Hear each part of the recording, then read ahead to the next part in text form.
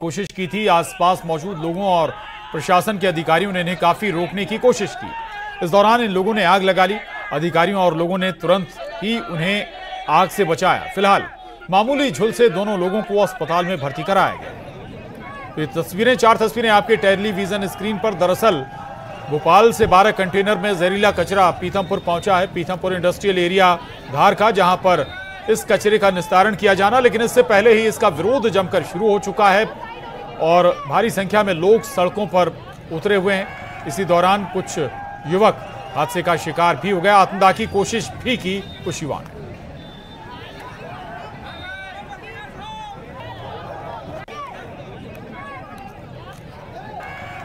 आज Pithampur bus stand पे लोग एकत्रित हुए और उन्होंने जो यूनियन कार्बाइड का कचरा पीथमपुर में आया है उसका विरोध प्रदर्शन किया है। इसमें कुछ कानून व्यवस्था की विपरीत स्थितियां निर्मित हुई हैं। मेरा आप सभी प्रदर्शनकारियों से ये विशेष आग्रह रहेगा कि आप लोग कानून व्यवस्था हाथ में ना लें। जी नमस्कार, मैं मनोज कुमार सिंह, पुलिस अधीक्षक धार बोल रहा हूँ। मैं जिले के सभी निवासियों से और खासकर पीथमपुर के रहवासियों से ये आग्रह करना चाहता हूँ कि जो यूनियन कार्बाइड का कचरा पीथमपुर लाया गया है, इस संबंध में विस्तृत चर्चा हो गई है। मध्य प्रदेश सरकार बहुत ही संजीदा है इस विषय को लेकर के।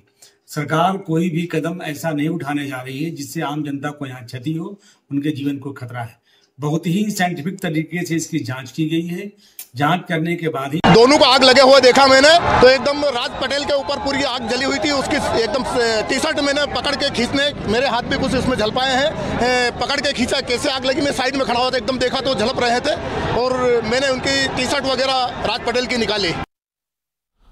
और पीथमपुर में यूनियन कार्बाइड के कचरे को जलाने के विरोध पर सीएम ने कहा कि किसी को घबराने की जरूरत नहीं है, सभी की जान कीमती है, कुछ हानिकारक नहीं होगा। इसके साथ ही सीएम ने कहा कि कुछ लोग इस पर 40 साल से भ्रम फैला रहे हैं।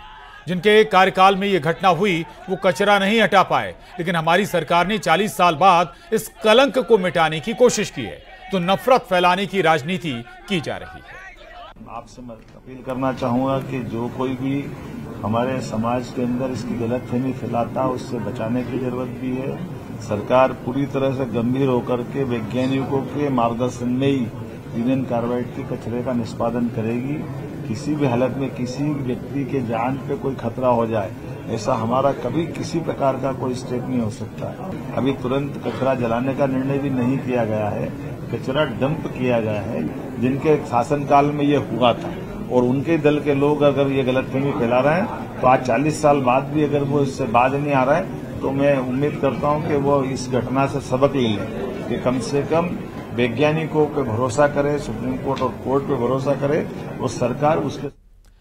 और भोपाल गैस त्रासदी के कचरे पर एमपी में सियासत जारी है। इसी क्रम में कांग्रेस के प्रदेश अध्यक्ष जीतू पटवारी ने प्रदेश सरकार पर निशाना साधा है। जीतू पटवारी का कहना है कि सरकार ने आनंद खनन में रातों रात कचरे को डंप कराया है। साथ ही जीतू पटवारी ने कहा कि वो कैसे कह रहे हैं कि कचरा हानिकारक नहीं है।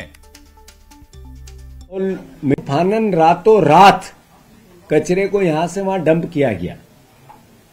एक ही 9 बजे रात को पता चला कि कचरा जाएगा और मीडिया ने रात में विजुअल लिए। उससे पहले कोई सरकार का किसी प्रकार का किसी जनप्रतिनिधि को, किसी अधिकारी को, कोई मीडिया डोमेन में, पब्लिक डोमेन में कोई किसी प्रकार का संकेत नहीं दिया गया। ये चोरी क्यों?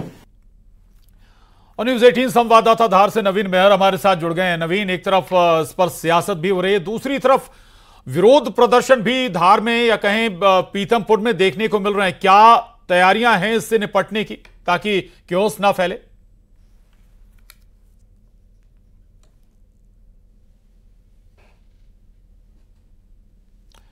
नवीन, आवाज आ रही है आपको? नवीन, सुन पा रहे हैं आप? शायद नवीन तक आवाज नहीं आ रही, लेकिन आपको बता दें कि पीथमपुर में यूनियन कार्बाइड का कचरा नष्ट किया जाना है, खत्म किया जाना है, उसको लेकर विरोध भी शुरू हो गया है और कुछ जगहों पर पुलिस से लोगों की धक्का मुक्की भी हुई है। उसकी ये तस्वीरें भी सामने आई हैं और यहां तक कि लोगों ने आत्मदाह का प्रयास भी किया है। ये चिंता का सबब भी है। हालांकि भरोसा सरकार लगातार दिला रही है। मुख्यमंत्री खुद ये भरोसा दिला रहे हैं कि ये कचरा जहरीला नहीं है, इससे किसी को भी कुछ भी नुकसान होने नहीं जा रहा है और आरोप भी उन्होंने लगाया विपक्ष पर कि जिसकी सरकार में यह घटना घटी थी, जिसमें हजारों लोगों की जान चली गई थी, वो अब इस पर सियासत कर रहे हैं। दो तस्वीरें आपके टीवी स्क्रीन पर।